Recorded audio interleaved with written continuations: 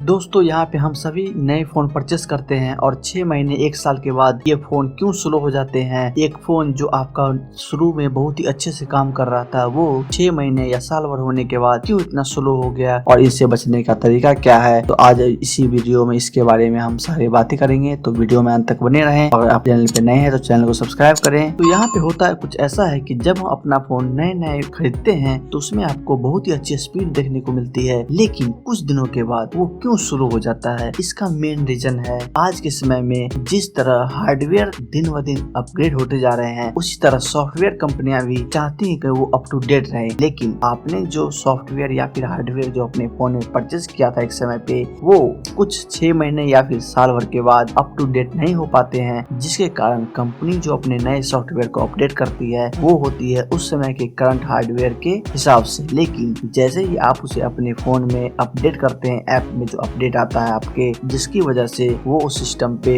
Load पड़ने लगता है ज्यादा, जिसके कारण वो स्लो होना शुरू हो जाता है। यहाँ पर अगर मैं बात करूँ किसी भी स्मार्टफोन की, या फिर मिड रेंज की बात करें, या फिर लोअर रेंज की, या फिर फ्लैगशिप की, तो वो आप कोई भी परचेज करें उसमें 6 महीने या फिर साल भर होते होते वो स्लो होना शुरू हो जाती है। जिसमें आपने इतने इन्वेस्टमेंट के साथ जो परचेज किया था डिवाइस, वो दिन ब दिन क्यों स्लो होता जाता है। तो जब हमारे हाथ में ये न्यू फोन आता है तो वो इस समय एकदम ब्लैंक होता है, लेकिन हमारे हाथ में आने के बाद उसमें आप इंस्टॉल करते हैं नए नए ऐप्स इंस्टॉल करने के बाद उसमें उस ऐप का डाटा स्टोर होते जाता है और कुछ दिनों के बाद वो स्लो होना शुरू हो जाता है। अब जो काम पहले बहुत ही आसानी से हो रहा था, उसी काम को फोन करने में 1 सेकंड या फिर 2 सेकंड का डिले लगा रहा है। ऐसा इसलिए होता है क्योंकि जब आप ऐप को इंस्टॉल करते हैं कुछ दिनों के बाद उसमें अपडेट आते हैं, नए अपडेट आ रहे हैं हर ऐप में, जिसके कारण आप उसे अपडेट करते हैं और उसकी जो स्पीड है वो धीरे धीरे घटती जाती है। तो इसके पीछे का राज क्या है और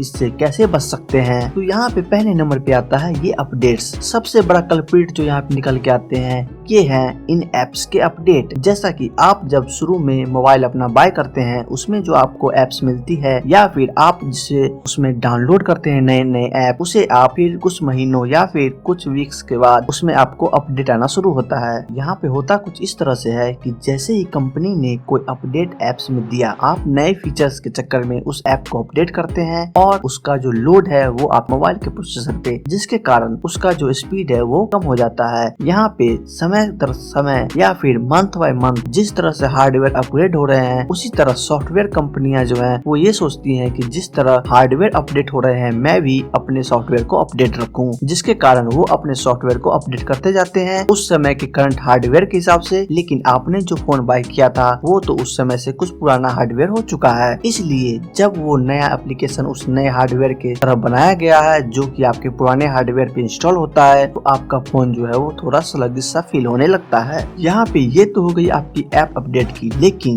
सेकंड नंबर पे जो आता है वो है आपके ओएस अपडेट। यहाँ पे साल में एंड्रॉइड में आपको मेजर 2 अपडेट देखने को मिलते हैं, या फिर वहाँ पे आपको हर मंथ सिक्योरिटी पैच भी देखने को मिलता है। यहाँ पे एक तो कल्प्रिट हो गया आपका ये एंड्रॉइड का मेजर अपडेट, दूसरा होगा यहाँ पे आपके मोबाइल में जो इंस्टॉल यूआई है। सपोज दैट आपने एमआई का फोन यूज कर रहे हैं, ठीक है, तो उसमें आपका जो एमआई का यूआई है उसे एंड्रॉइड के जो मेजर अपडेट आते हैं उससे मैच होने में कुछ समय लगता है। जब वो नया अपडेट उस यूआई पे बेस्ड होके आपके फोन में इंस्टॉल होता है तो उस समय उस हार्डवेयर के हिसाब से वो नई डिजाइन होता है, जिसके कारण जब आप न्यू अपडेट करते हैं अपने फोन में आपको कुछ लैगी या फिर स्लगिश सा फोन फील होता है। ये भी कारण है मेन फोन के स्लो होने का। और यहाँ पे बड़ी कंपनियां, एप्पल जैसी कंपनियां, वो एक लीक्स निकल के आया था जिसमें उन्हीं की ये चोरी पकड़ी गई थी कि वो अपडेट्स के द्वारा अपने फोन को स्लो कर रहे हैं, जिसके कारण उनका नया फोन का जो लाइनअप है उसकी सेल ज्यादा हो सके। अब यहाँ पे नेक्स्ट जो कल्प्रिट निकल के आता है वो है आपका स्टोरेज। सपोज दैट आपने एक eMCC वाला स्टोरेज वाला फोन बाय किया, लेकिन समय के साथ कंपनियां अभी 3.1 बेस्ड स्टोरेज लॉन्च कर रही है फोन, जिसके कारण उनकी जो स्पीड है मोबाइल की वो बहुत अच्छी होती है। और आपकी जो मोबाइल की स्पीड है जो आपने 6 महीने पहले या फिर साल भर पहले जो परचेज किया था उसकी स्पीड कम होती है। चूंकि यहाँ पे eMCC बेस्ड स्टोरेज है इसलिए यहाँ पे उतना स्लो फील नहीं होता है, लेकिन ओवर द पीरियड जब आप इसमें नए ऐप्स इंस्टॉल करते हैं तो उसके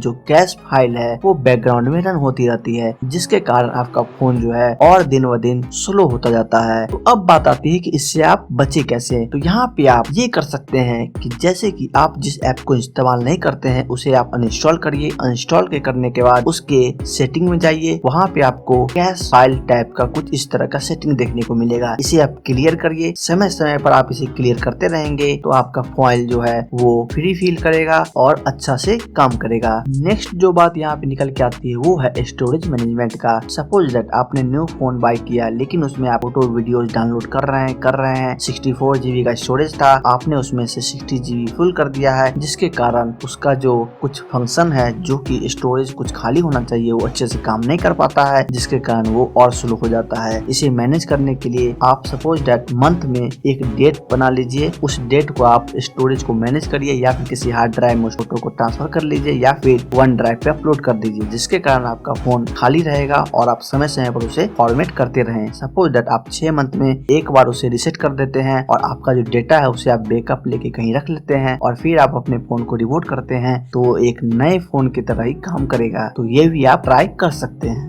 नेक्स्ट जो कल्प्रिट यहाँ पे निकल के आता है वो है आपकी बैटरी। आपने देखा होगा कि 6 मंथ या फिर 1 ईयर के बाद आपकी जो बैटरी की कैपेसिटी है वो 100% से 80% पे आके रह जाती है, जिसके कारण उसे चार्ज होने में टाइम लगता है, वो जल्दी डिग्रेड होती है और जब उसे आप चार्ज करते हैं तो वो ज्यादा हीटअप होती है। अब हीटअप होने के कारण एक प्रॉब्लम यहाँ पे निकल के आती है। जैसे ही बैटरी आपका हीटअप होगा, चूंकि मोबाइल में बहुत कम स्पेस होता है, जिसके कारण बैटरी हीटअप होने के कारण वहाँ पे साइड में जो आपका प्रोसेसर लगा हुआ है, जीपीयू लगा हुआ है, वो हीट के कारण थ्रॉटल करने लगता है, जिसके कारण आपके मोबाइल की जो स्पीड है वो घट जाती है। ये भी एक मेन रीजन है आपके मोबाइल के स्लो होने का। तो आप तो जानते ही हैं कि 6 महीने साल भर के बाद बैटरी डिग्रेड होना शुरू हो जाता है। इसलिए इसे बचाने के लिए बैटरी में सपोज दैट 100 साइकिल रिचार्ज की दी हुई है, वहाँ पे आप उसे 100% ना चार्ज करके 80% ही चार्ज करें, जिससे कि उसकी साइकिल कंप्लीट ना हो और आपकी बैटरी की जो लाइफ है वो एक अच्छी चले